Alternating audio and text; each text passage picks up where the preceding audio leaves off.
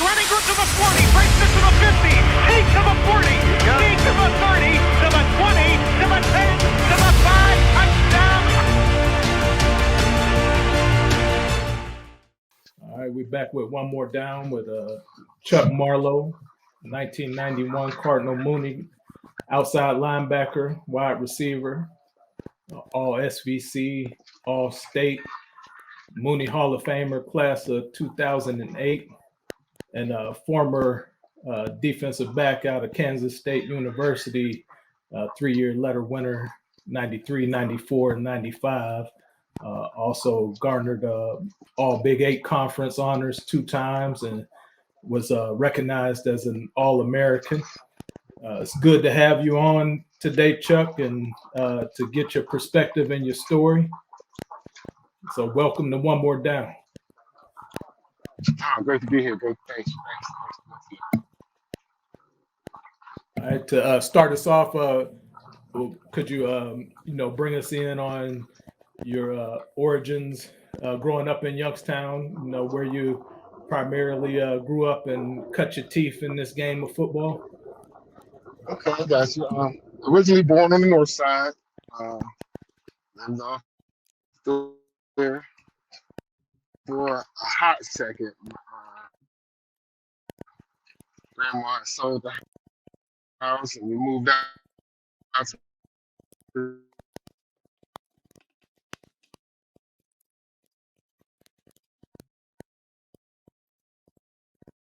over to the south side. After I left the Penguins, went on St. Pat's, played on their middle school team, and then from there I went straight to Mooney.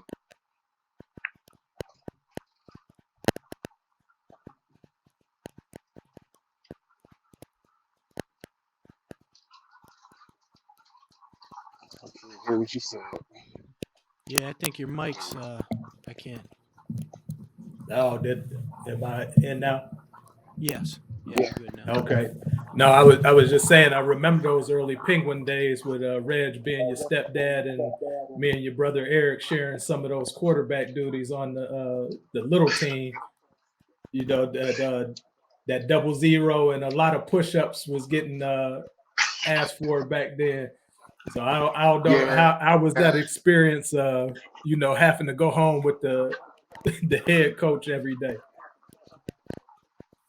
I mean, Red's just a coach, going on, he drawing up plays.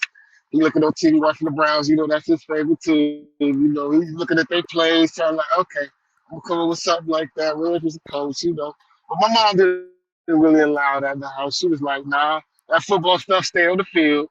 She kind of put that barrier there, so, home was home, and, saying that was their deal, dude. They did their business, and we handled ours on when we went outside. So at home, it wasn't too bad, you know what I'm saying? My mom was kind of regulating that. She was like, oh, that football stuff is over once y'all get in here, and none of that going on.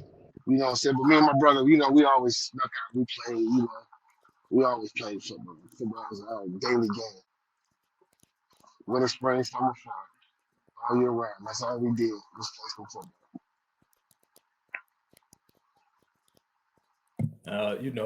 When you jump over to South Catholic, you end up being the quarterback for that team that year. What skills or things did you add to your game from that year of playing quarterback full time? Playing quarterback was different. I've never played it. I've always been like, a different time. I was able to ask quarterback. You had to know everything, and that made me actually smarter with the game. You learn how to what everybody's doing. So you see it from a different aspect versus with, all right, look, I just got to box this in, or I got to support this hole or do that. Quarterback, you got to know what everybody going, what everybody doing. So you learn to study the game a lot different. That was the biggest change in position for me. And I think overall that made me a better player because I saw my position when I went back to a different position. I saw it from a distant aspect. Like, okay, he looking at this, and this. I want to get here to get open. Or I'm the running back. I know where the cut lanes is. I'm going to come through that hole where he think he sees. Correct. Yeah, playing quarterback, you got your reads off of different players. You kind of gotta know the whole offense first of all, because you can't play quarterback if you don't know the offense. So therefore, you gotta know the offense. You gotta know what everybody's doing. You look at the small things like, well, he get more push this day. That double team seemed to be working. I can read the belly this way, or I can, keep the ball on the pitch. I see him dipping out. So yeah, playing quarterback definitely gives you that perspective. You get a view of the whole field because everybody's eyes on you first of all. So they're seeing what you're doing, and you're trying to counterbalance what they're doing. So yeah, most definitely. And when you were at South Catholic, did you were you guys mixed teams?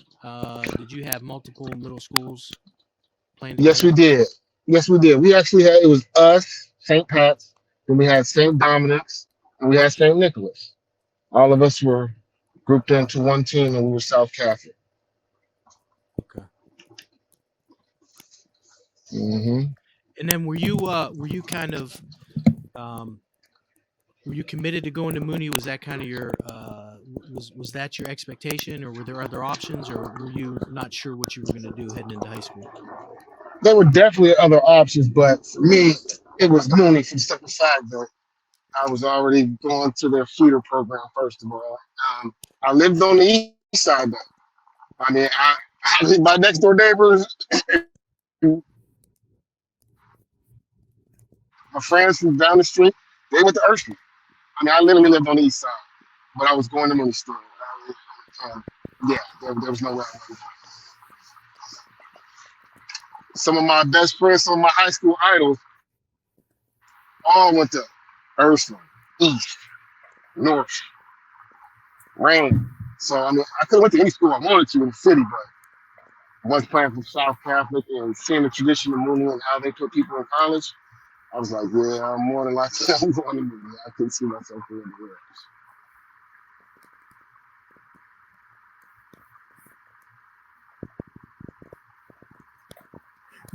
So when you get to Mooney, what position are they playing you at primarily initially? I'm assuming that you start off in that freshman program and then make your way up through the sophomore JV level.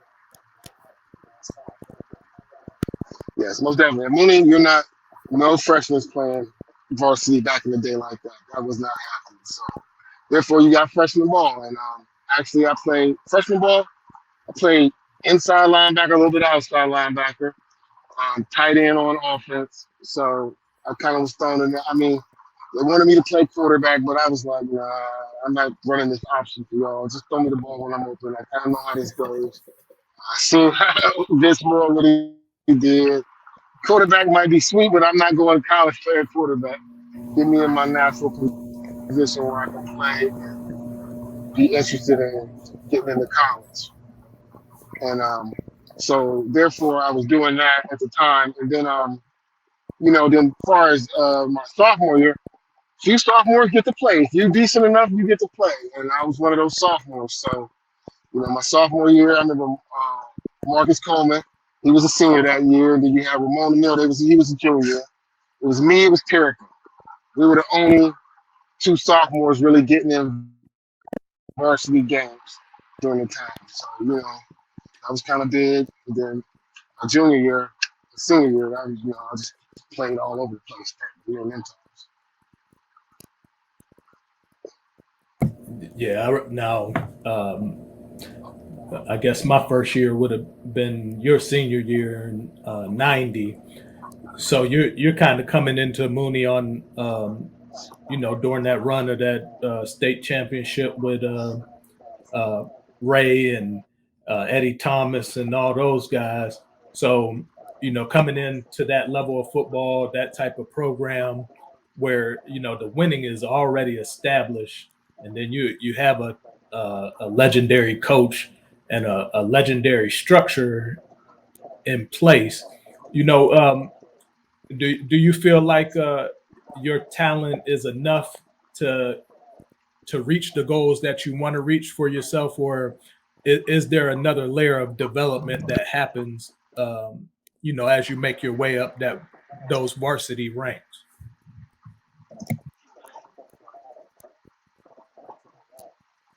Okay, yeah, I mean, most definitely. Bushy had his ways. Like I said, my freshman year, we were no good. My freshman team went 0-6-1. We were not good. We were not good. And everybody looked at us like, oh my God, this might be the last class because, they're used to winning. For a team to go over, they looking at us like, what's wrong with y'all? Something ain't right. I mean, we were in a lot of games, but, what I'm saying? We didn't win that.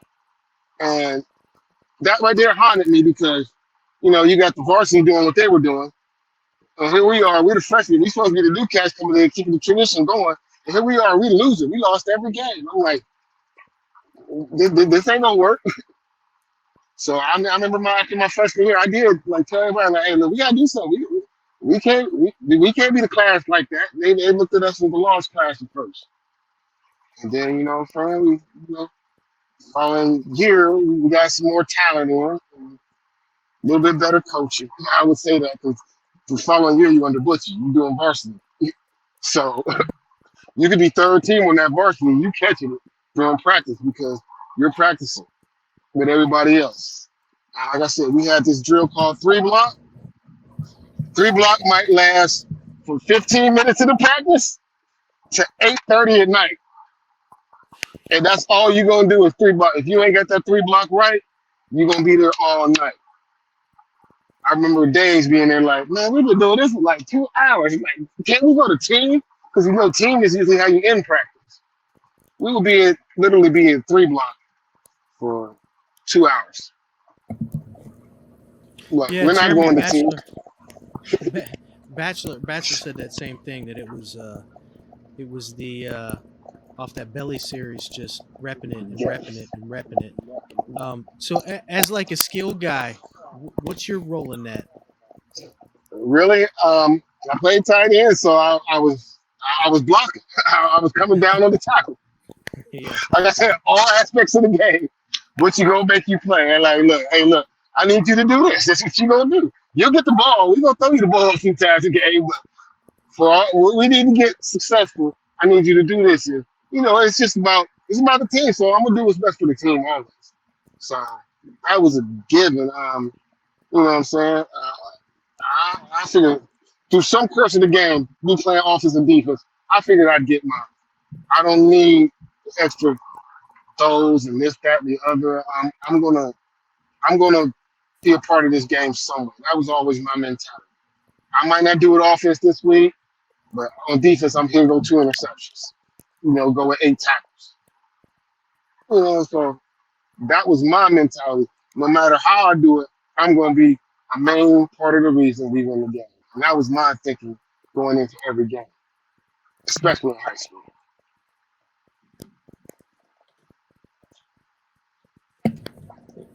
So what's that first moment where you're making a significant impact as a player on the varsity level? Like, do you recall what game that might have been where you kind of knew in your head, like, I belong on this level, I can compete on this level, and I'm able to use my ability to make these plays out here for this team? My sophomore season, we're playing Akron St. Vincent up in Akron. It's a back and forth game. It's real close. I'm not seeing much varsity run during this time, special team stuff like that. What you call play to, we got a senior tight end. I'm a sophomore. We got a play he want to run. He's like, Marlowe, get in and in. I'm like, okay. I go in and in. I'm taking the senior out. It's the pass play. Okay, I'm like, all right. I get in. I ended up catching probably about a 50-yard or something like that. From that point on, every pass play I was in. It was a nice little, we got that little out cut we do, and then got a little yard after catch with it. And, from that point on, every pass play, I'm in the game. So that's when I knew, okay, you see a talent in me, something you can use me for as a sophomore, playing with all these seniors on a playoff team, and it's getting late in the year, so I'm feeling real good. Now everybody knows that Mooney is all about that stack eye. You're gonna run the ball until the ball is almost one with the back or the full back or the tailback. So one of the things I'm wanting to know is like how many pass patterns do you have as an end at Mooney? Like how many routes do you actually get to run? You have a 9 route tree, but you only go back then. You were only going to run probably about 4 of them. And what were those 4 that you would? Now I've seen them, but what were the 4 that were your bread and butter? As far as big plays, that was my post corner. That was the in and out. That was my big play one. My possession, we need a receiving touch. We need a receiving yards, like to get a first down. I'm gonna hit you with the post or the 15-yard out. One of those. But that post corner, I used to tear him up, the Z out. When we fake the power one way and then they think I'm going on the power pass and I cut it across the other way. That was another one I used to get him on a lot of times. So, I mean, them were pretty much all the routes that I ran until he spread me out. Then I had more different routes I could run. Now you were really effective, and because when I obviously got to see you your senior year when Chaney and Mooney went head to head, but you're the primary target in the passing game. And for our era and our time of playing, if you're somewhere in between 450 to 600 yards receiving, you're like a top-notch guy, which you were. But you're also making just as big of an impact on the defensive side of the ball. You're one of those league leaders in interceptions. I remember that you were returning punts, but you just seem to have a knack for making the big play of the game, anything outside of that running game. So I know against us, you had a pick at the end of the game to kind of put the nail in the coffin. You had a couple good punt returns during that game, and then you always were very sound, and especially by the time you became a senior, you really controlled that outside linebacker / safety spot because you were just quick and able to get to your area and disrupt. But looking back through some of those games and some of those battles that you guys had, Boardman Spartans seem to be the thorn in the side of Mooney during 89 and 90. You're going against Tony Nash. You got John Ryan over there coming into his own. But specifically, I want to talk about that 1990 game, 17-16.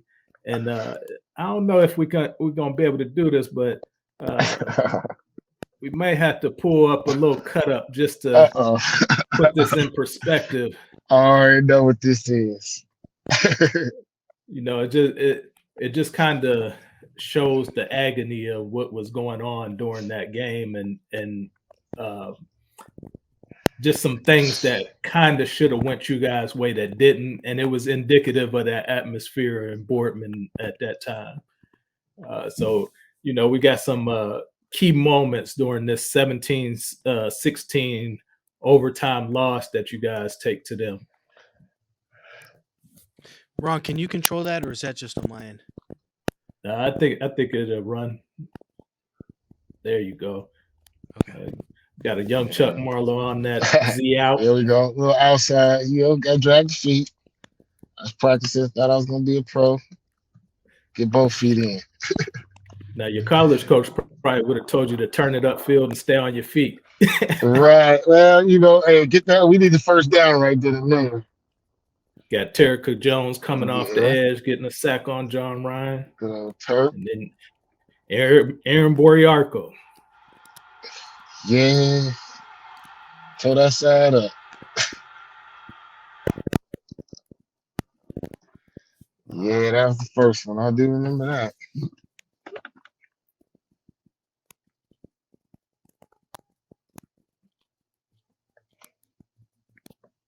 Little end route. Who was your quarterback there? That's Jimmy Campbell. Okay. Yep, Jimmy Campbell. Trey Lyder was supposed to be our starter, but he tore his ACL on first scrimmage. They called Jimmy back from baseball. He was down in Florida playing baseball. Coach That's, Butchie said, "Get back here." Jason Treberry getting a pick right there, kind of killing the drive for y'all. Exactly.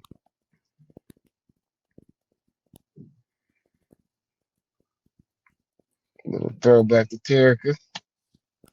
And look who popped in the screen talking noise to the crowd. Got 78 over there. I think I know that guy. Yeah, you know. And Bill Diorio on that bounce. And then we got 78 coming in there again, pumping his chest. I don't know what them Catholic guys teaching y'all, man. Man, it was time I was just playing the 10 game. to 7. Yeah. And now we got John Ryan. You know, he's committed to Pitt. Gets I think they count that as a sack. Aiden seems to come off the end there and disrupt. But here's the controversy. Flag, flag, flag. Yeah, of course they're gonna throw flags. You playing in Boardman. Yeah, you're playing in Boardman. And we're back to 10-10. Less than about a minute and 20 to go at that point of the game. Yeah, it's our undefeated season right here. We should have been undefeated. Well, now we go into overtime here. Now here's one thing. They called that a touchdown. They called that a catch. That ball bounced. We gotta run that back because they called that a catch. That is not a catch. Oh wow. That ball went flying. That is not a catch. You did not control the ball to the ground. But you're playing in Boardman, so you know you got some calls back there. Replay. Right. Definitely. Do you need replay to know that this isn't a catch? Pop, God, you did not control the ball. As soon as it touched his hands, my man, the reference, his hands are up in the air. He's like, "Yep, we're gonna make sure they get this one." Yeah, he was waiting to call that. Yeah, that was yeah. So they definitely should. Yeah, 17-10 with you guys getting possession. Then there's 80 making another big play. Touchdowns. Yeah, tired of go for the tie, go for the win.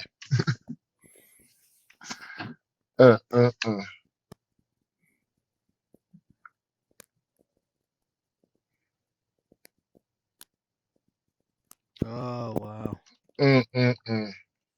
I should have went to the outside. That's I still thought I got in though. So, you know, when you after all these years looking back at that, you know, what type of emotions does that invoke in you? You know, because you know we're older now. And they had some really great players on that team during that time. You know, Boardman had a great system, but you know, there's just something about the atmosphere, and I don't know. I guess because we're not Boardman natives, we always see it as an air of cockiness and entitlement, which may not be fair to them because they're just protecting their home field and their home turf and, you know, trying to get that W.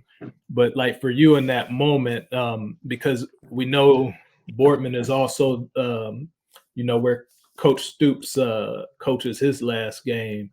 And then, you know, you lose to them 2 years in a row.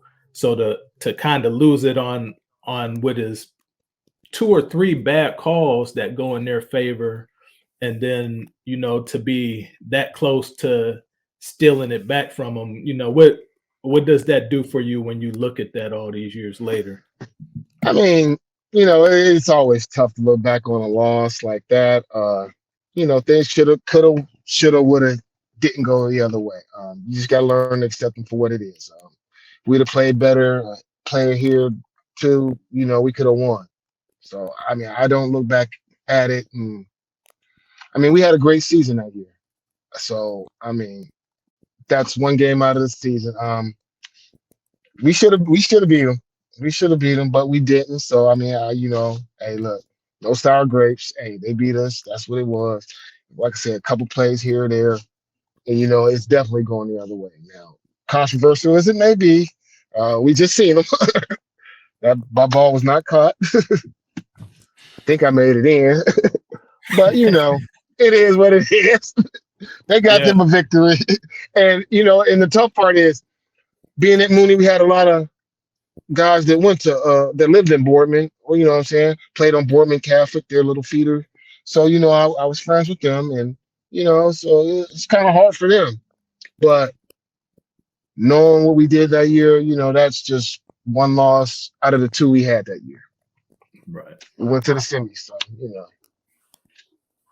But it seems like with so many of those SVC rivalries, the proximity, the relationships, that's what makes those fires burn so hot, is because all the teams were really good. There were a number of teams that would have 1-2 losses, and they were just tight games, and at that point in time, all of them had playoff implications because so few teams were getting in. And it's between Fitch, Harding, Mooney, Ursuline, Boardman. They all, there's so many of those, and I think that's also what makes it special, even though it's tough too. Yeah, I do find it. I mean, like SEC was definitely a hard league.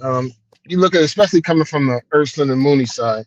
Here we are, these smaller schools, and we're going against these D1 schools year in and year out. They're drawn from 1,500, 2,000 students. Mm-hmm. So we have 700, 600, 700. So just from that, but a lot of people did come to our school to play football, because of the tradition. Their parents could afford it, or they worked it off. So and like you said, Catholic schools, and then you have the suburban schools and I knew everybody in each school. Like I said, even with Austintown Fitch, I knew people there. It was not every school we played, I was friends with them. Ursuline, like I said, my next door neighbor played for Ursuline. And we came out the same year. That's one of my best friends growing up, Kenny Moore. Jamie Gaddis went to Ursuline. You know what I'm saying? Clinton Locke Beecham lived around the corner. They all went to Ursuline. These was cats I grew up with. You know what I'm saying? They were my friends. So, so going against them, Locke was a year older than me. So I'm going against him and Clint. And it's like, them are my boys. So it was definitely a lot of fun, very interesting. Now, you talk about how good of a year you guys had that year. You end the regular season 9-1, and then you have to face Ursuline again in the first round of the playoffs after closing them out during the regular season. You run up against a Menor Lake Catholic team with a young Joe Joravicius, who goes on to Penn State and obviously, has a really good NFL career. But Richfield Revere and Kim Herring, take us back to that. Oh, man, that game was kind of like snake bitten from the beginning. I actually got into a car wreck on the way to the game, on the way to the bus. I'm going to pick Terica up. Got into a car wreck. We don't even go on the bus to ride up to Canton with the team. We have a doctor that's on our staff at Mooney, Doc Butchie, Bunchar. He came and picked me up and picked Terica up. Took us to the game. I got a fracture in my nose, this, that, and the other. Team looking like, where Terica and Chuck at? They ain't on the bus, and they on the way up there. So, we come in the locker room. So that game had a bad omen going into it. But they had And that running back, he was fast. He won state and track that year, I believe, too, in the 100. He was nice. Yeah. He hit for some long runs against us, and Derek also had a nice little record-setting run that year also. So, but yeah, they were a solid team. Have to give it to them. They came out prepared, and that's just one we lost. So, as you close out that high school career, you leave away from Mooney as, you cemented yourself in the record books in terms of pass receiving. You leave away from there as the single season receiving leader. I'm not certain. Were you first in all time receiving yards at that time when you graduated? Yeah, when I left, I led in receiving yards. Yeah, receiving yards, career receiving yards. So you end up choosing Kansas State, and you got that Mooney connection there, and Jamie Mendez and Coach Stoops. With one, is Jamie part of the reason why you go, and then two, can you give us some insight into what a young Bob Stoops was as a coach back then during that time? Most definitely. Jamie was part of that. Yes, Jamie part of receiving the stuff he was doing out there. They kind of wanted me to play defensive back, but I was hard headed, wanted to play receiver at first. So he was definitely a part of that. They had a lot of Youngstown cats down there. They had him. They had Blair Detlef. They had Eric Wolford. Sean Dabney was down there. So what I'm saying, we had a few cats from Youngstown that I knew about. But I seen they were older than me, so I seen them come to Youngstown. And they're out there now. Went out there on my visit. Me and Terica went out there. They offered us both. I was like, okay. I was seriously thinking about it. That was one of my options that I had going into the recruiting process. Was definitely one of the tops. But I wanted to look at some other places, so I did do that. But yeah, definitely for the most part, yeah, having that Youngstown connection and Coach Stoops. Coach Stoops was a heck of a recruiter. Young Stoops, he was all about it. Energetic. I mean, yeah, he was definitely a blast to have as a coach when he was that young. Energetic, just he get down there and show you because he played DB too, so he'll get down there and try to show you when we at practice. So that used to be, yeah, during that great times with Coach Stoops. So how did you make the decision to end up at Kansas State? What was kind of that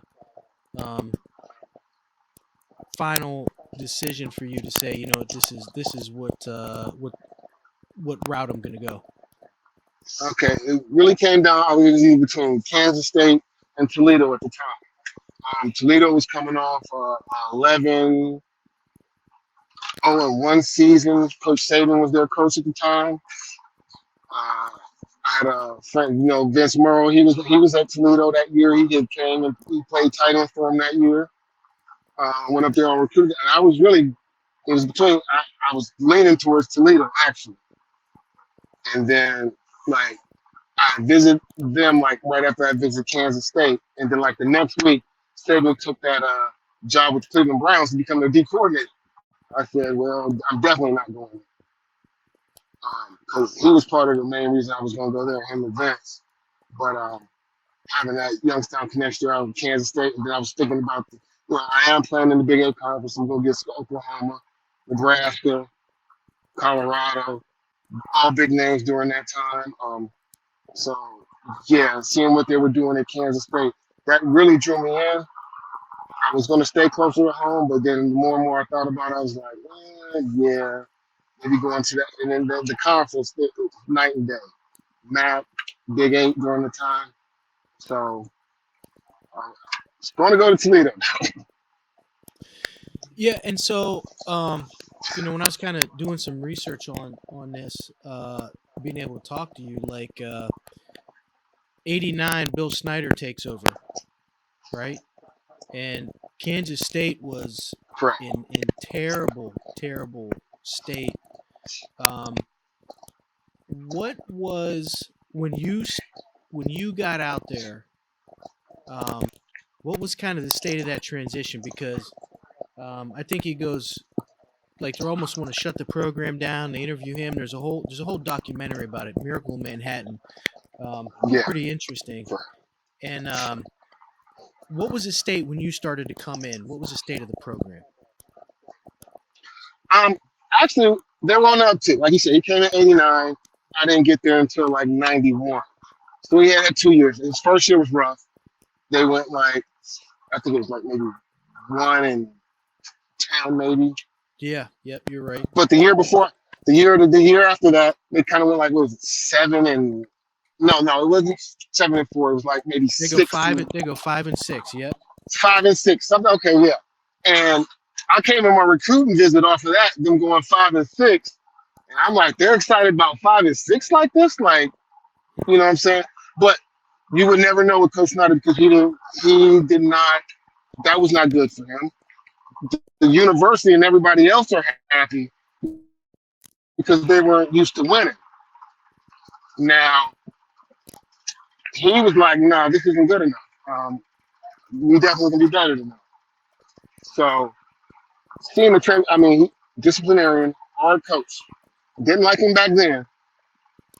Love the death out of him now because you see what he was doing back then. He was like another butcher, setting you up for life. Hard nose on you, but when you learn the way, you know what I'm saying, you find a way, and it pays off. I mean, hard work, diligent. I mean, paid attention to every little detail there was. I've never seen a more prepared coach in my life. He walks around with that little microphone. He felt raw. He's saying it in that microphone. And it might be just something little like, yeah, you were in a warm-up today, and I saw your knee pads was like too high up. You put your knee pads in the right spot. I mean, just little stuff like that. And you'd be like, well, hold on, we was just starting. I was stretching. Just the minutest detail, he would notice everything. So, but going from there, I mean, and we had a lot of great coaches on our staff. A lot of our coaches have gone on to become head coaches, played with some coaches that became head coaches. So, yeah, you could just see the difference in the amount of talent we were getting because we had a lot of talent. We had a lot of talent roll through there. Even when it was just starting to turn, you could see the talent change. Yeah, and one of the things I was looking at, obviously, like on the surface level, you kind of see the Youngstown connection. You mentioned Wolford and Dabney from Ursuline and a couple other guys and Stoops, but I was going through making some notes. You got Wolford, Dabney, Tim Beck from Mooney, Ron. You mentioned Mendez. You got Mike Stoops spending time there. You got Bob Stoops spending time there. You got Mangino, who was at Kansas, spending time there, and that's just kind of guys with some local connection. I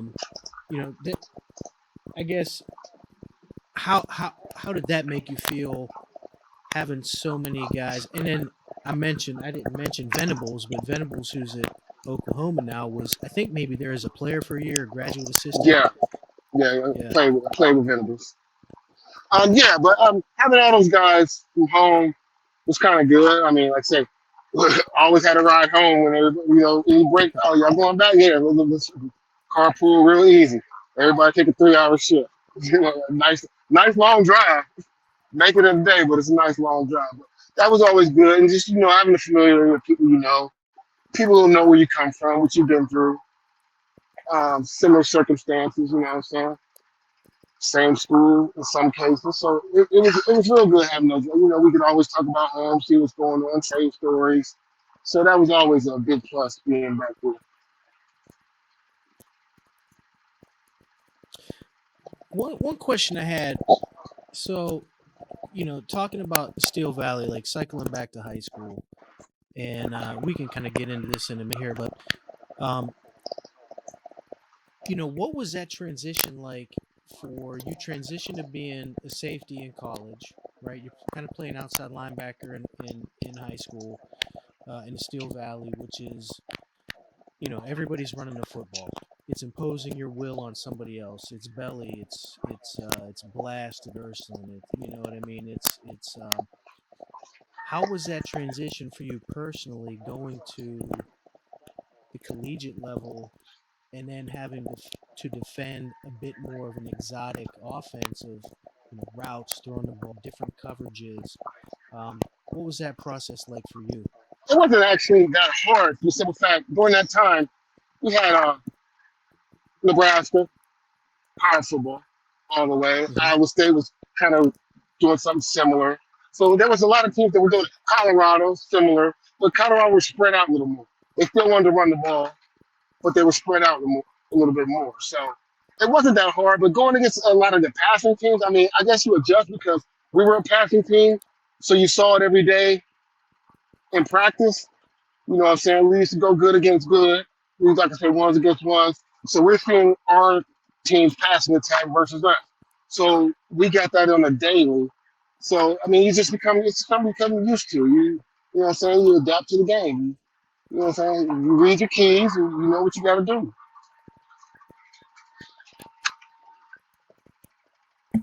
So when you bring up some of those teams, you're talking about 93, 94, 95 Nebraska. You're talking about Cordell Stewart, Colorado team. Troy Davis at Iowa State going for 2,000 yards. So when you're, I know in the heat of competition, they're just the other team in the opposite jersey. But as we get into that ESPN culture and headlines and mass media, and Kansas State rising against these dominant blue blood programs that have been long established by legendary coaches, for you, what is that opportunity to go against these Heisman Trophy candidates and test yourself against some of those big names across your league? Because I think when you're a competitor, at some point you want to know, could you have been at the highest of highest programs, but you end up where you end up. So mentally, how are you looking at a Tommy Frazier or a Lawrence Phillips as you're preparing to go into Memorial Stadium and take them on? I mean, first of all, you got to look at it as another game. That's one thing Coach Snyder always preached to us. Like, just treat them like anybody else. But, being a player, and like I said, everybody read the papers and see the accolades that everybody else getting and what's going on. So you're like, yeah, I'm going to show up. I'm going to show up. I mean, like I said, going against the Nebraska team, they won 2 national championships while I was out there. Like I said, you got Tommy Frazier. You got Lawrence Phillips, Amon Green. I mean, they just had running back after running back. You're going against the Colorados with the Cordell Stewarts, the Rashawn Salams, Michael Westbrooks, Ray Caruso, and all that.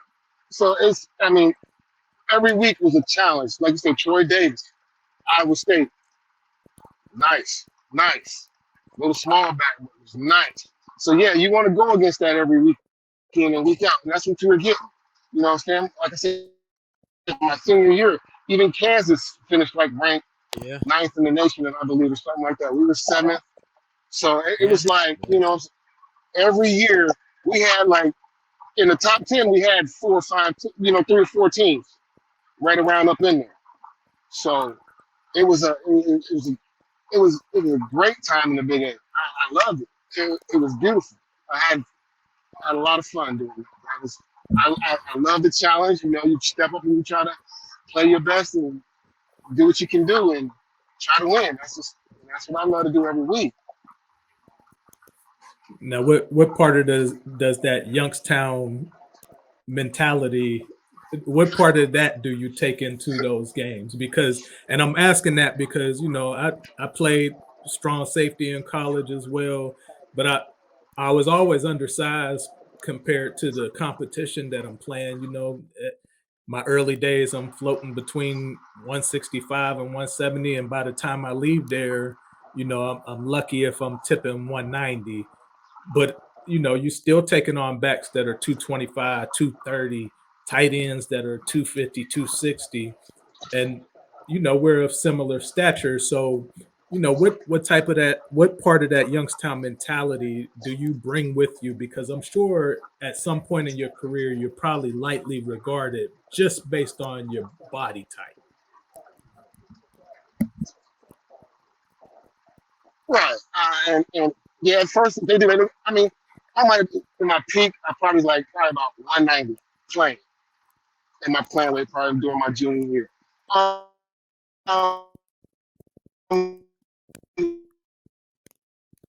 I, I know how to get this done, especially if I'm guarding a tight end. Separate him from the ball. Go through his arms. He's not used to catching the ball like that. Go through his arms and get the ball out of him. Receivers, I mean, like I said, I had a lot of smaller receivers. I was always on the slot guy, so I always had a little small, fast guy. But I knew where my help was. I normally had help on the inside. So I'm funneling. He's not getting outside on me. That's the one route they're looking for you when they're in that spot. They're going to run that favorite. And I'm like, no, I'm not giving you that. You're going to have to go inside. Because I knew I had help on the inside. So, I mean, we had a great secondary at Kansas State. And, as far as supporting the run, I mean, we from Youngstown. We support the run all day. You got to stop the run. That's just day one.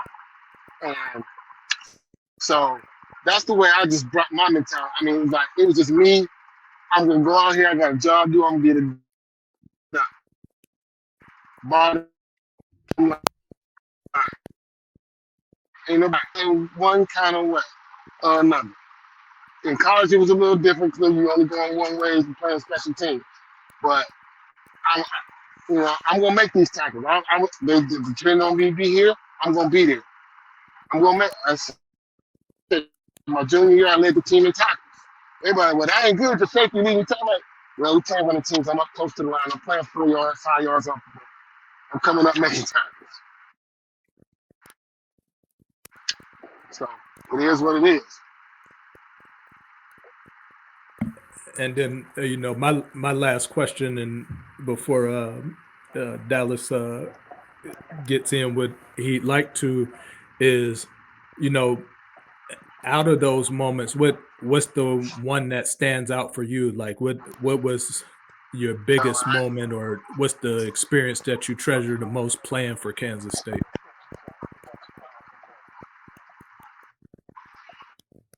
As far as playing this game, I mean, the biggest part about playing for Kansas State is the brotherhood that I don't forge with all my friends from back in the day. We still talk to this day. I mean, I got friends all over the country. I got friends in Miami, Texas, California, New York. I mean, just everywhere. I have friends everywhere. And and when we get together, like I said, I had a job where I used to travel a lot. And I'll just be out of town and be like, hey, man, I'm in town for work this week. What you doing? Man, no problem. They come to get me. We just going to sit back, have a good time, relax, talk about the old days. So it's the friendship. That's the biggest thing.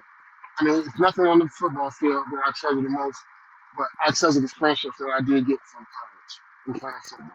Because those last to this day.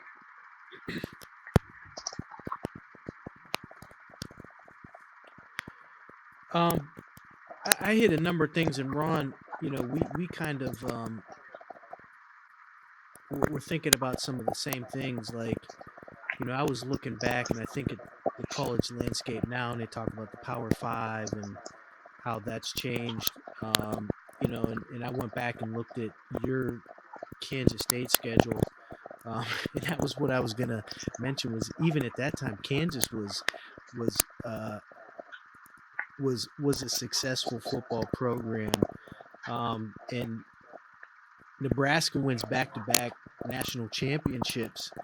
You guys are in some great games, and that was just kind of really impressive for me to just kind of think about what your view of reflecting back, because when you're thick of it, when you're in a fight, you really don't notice like all those big picture things. But as a man, you look back and view things maybe from a different lens. So I was kind of interested to hear your perspective on that. So what are some similarities or things that you saw between Butchie or not between Butchie and Snyder, maybe some of the principles that they had, or some of the pillars of success? For one, they preach discipline in everything you do. I believe both of them were real high on that, which was definitely good. Paying attention to detail, they both were high on that. Two things that, like now, as far as the games go, like I said, Bushy had to work with what he got. Snyder gonna work with what he got. Snyder's more passive. Bushy knows his bread and butter is run. So there's the big difference. As far as college and the way, I mean, yeah, we like I said, during that time, we went against some of the best teams in the country within our league. If you look at it, you know what I'm saying? Like I said, Colorado, Nebraska, Oklahoma, Kansas.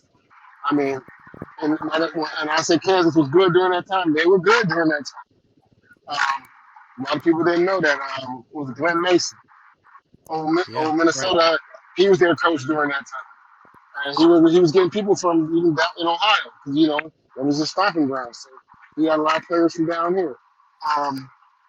And with the way college is changing now, I mean, it's an arms race. It's an arms race. Every league is trying to do what they got to do. It was looked for a minute like Kansas State was going to get left out, but I'm looking at what we're adding in the Big 12. I don't know if they're going to probably have to add more, but what they're bringing in is actually pretty good. I mean, we'll see what goes on because, yeah, we're losing Texas and Oklahoma, but they haven't really done nothing here lately. Neither one of those programs. So,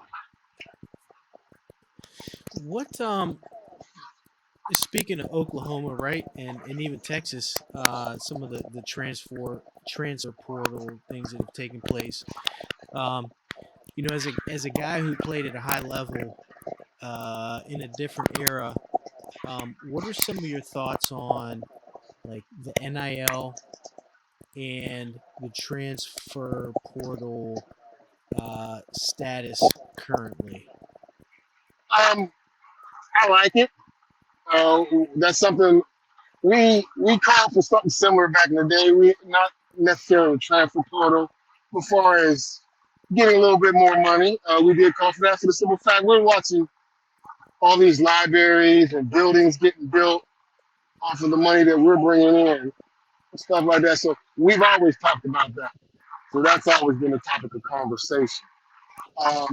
But I'm happy for the players. I mean, you know what I'm saying? Hey, look, I'll never stop another person from getting what they can get if somebody want to pay. You're only worth what somebody pays for you. So if somebody gives you money to come do this, by all means, go do it. Especially if it could change the fortunes of you and your family. A lot of people get into the game just for that. They might not even really like the game, but they know they might be decent at it, and they can make some money off of it. So why not? So, I mean, I'm all for it. I think it's a long time coming. And so you mentioned it. This is so you mentioned Snyder being a hard-nosed tough guy. You didn't like him. Could he coach in the transfer portal days that are currently going on? I believe so. We took in a lot of transfers. We got some of our best players from transferring actually. So I believe he can do that. He was not shy about going the JUCO route. If he knew he had a need for that type of player, and he would go get a specific player. He does his homework. Like I said, he's very detailed about what he does. So it would have been somebody he would have known he would have been able to get along with and been able to coach. So I think he would have been okay. Now, as far as the NIL part of it, I don't know about that. I know he probably would have had problems with that. That would have been something I don't think he could do. I think about it, and I've seen I've been following some different things, and players make the comment about, hey, if it's okay for coaches to leave in the middle of a contract, you recruit me and you leave, and I get that. I guess my question is like, I look back and think of myself as an 18-year-old kid, and I hear some of the numbers getting thrown around that are being given to kids. Like, how do you, and I guess nobody can answer it but these guys going through it now, but how do you stay hungry if you're getting $1 million at 18? How do you stay hungry to compete? How do you do the things that you need to do, to kind of elevate through that? I don't, maybe you don't have the answer, but I'm just throwing that question out. Again, that's kind of like the elephant in the room, because you see a lot of these highly touted players, they go out there and they don't have it anymore. It's like, well, what happened? Well, they're getting paid this, they live in the same life. But I mean, it comes down to the person. If you want to be the best, you're always going to strive and try to be the best. Mm-hmm. Money shouldn't make an issue about that. Yeah, the money is nice. You want to have nice things. You want to be able to do things. But for a lot of us, when we were playing the game, it wasn't about money, fame, or none of that. It's about being the best at the game. We wanted to win. I don't care what it was. We just wanted to win. It's the competitive side of you. And if you ain't got a competitive side of you, you playing the wrong sport, first of all. Because, like you said, you getting $1 million. If you getting $1 million, that person's only getting $10,000. You about to come and show them why he should be getting that $1 million. Right. So, and if you ain't got that in you, you playing the wrong sport. You gotta have a little bit of dog in you. Like, hold on, he did more than me. He do it better than me. I'm gonna show them today, and that's it. Practice. It's not. I don't care if you're skipping rocks. It's everything. And if you ain't got that in you, you're in the wrong sport. Football is a sport for you. So if you ain't got that, then I don't know. You'll get exposed. You'll get exposed real quick. Yeah, and I don't ask that like I just wonder, because if guys are getting paid this, then like you mentioned, then the money's there. Yeah, right? they're not only going to paying lose you money too on much. it. No, Right. they're not losing money. And like you say, some of these boosters, they don't care if they lose money. They got enough to lose. They can't take it all with them. They don't care. It's like, okay, we got him, and he was supposed to be the best. So yeah, they don't care. They care about winning and losing. But as far as money spent, money lost, like I said, you see how much Texas A&M supposedly paid their players, and you see what happened to them this year. So I guarantee you, some of that money might dry up. It's tough. Yeah, for sure. It's tough because you think about the guys coaching. If you're in a wide receiver room, you could be one of the lowest paid guys in the room. I mean, it's just basically you take the professional level and you're kind of moving some of those dynamics down to the collegiate piece. But nonetheless, Yeah, and like I said, it's gonna have a strange effect in the future of football. yeah.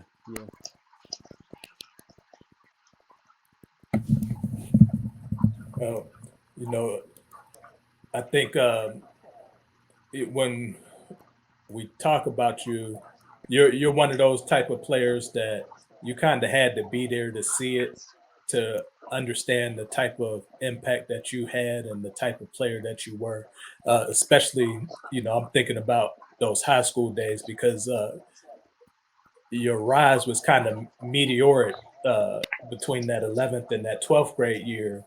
There's a lot of names that may get thrown out or said sooner than yours around that area, but I think that you're probably one of the most underrated guys in terms of talent, impact, and your ability to affect the game.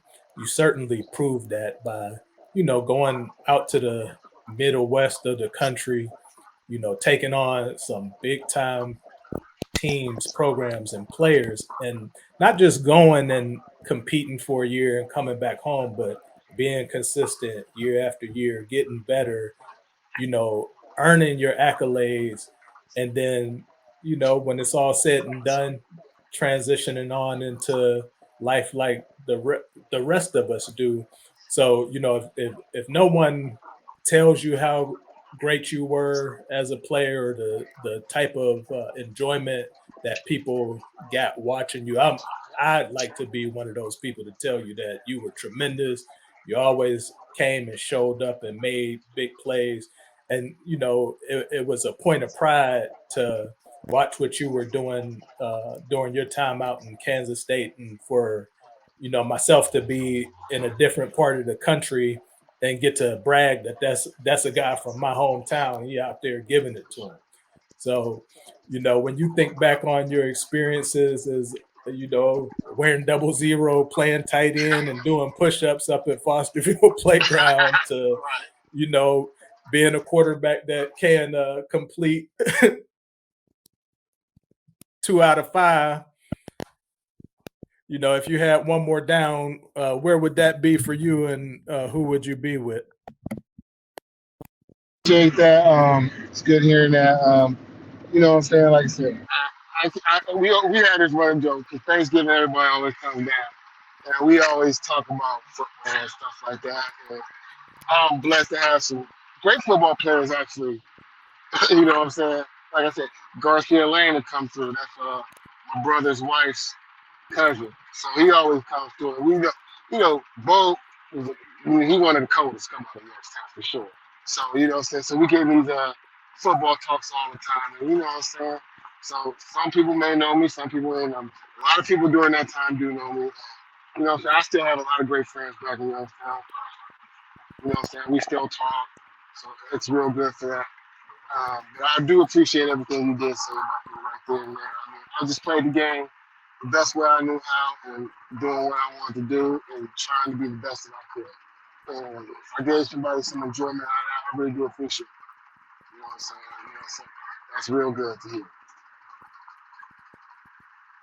So if you had that one more down to go back and do it again, where would that be at? Who would you be with? It'd be that Borman play right there. I would take it around the end for sure. Get that 18-17 dub. Man. Put it out of real instead where they couldn't take it from us. I'd be like, no problem. Real easy. But yeah, that's the one more down I wish I could go back to. That one right there. That's tremendous, man.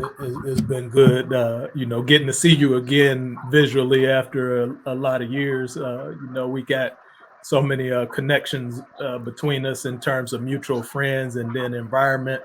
But always glad to know that those that made it out are still continuing to do well and prosper. So appreciate you coming on. Appreciate you giving us that time and that inside perspective and look. No problem. Thank you. I really appreciate this. I'd like to thank you and Dallas. I appreciate this. This is an honor for me to do this with you guys.